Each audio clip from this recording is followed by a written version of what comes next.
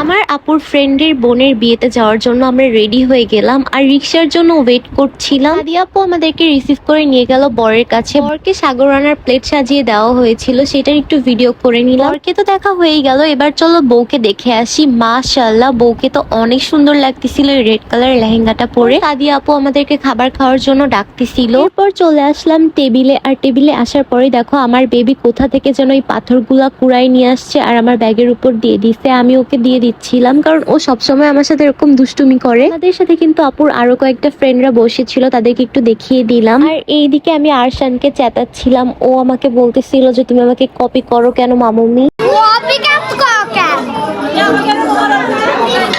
তার মধ্যে আমাদের খাবার চলে আসলো আর এই ভাইয়াটা অনেক সুন্দরভাবেই খাবার সার্ভ করতেছিলেন। আপু, এই যে তুমি আর এই যে তোমার বন্ধু তোমার সাথে ম্যাচিং। বোনদেরকে কিন্তু রোস্ট করতে মজাই লাগে। এরপর আমরা বাসায় চলে গেলাম।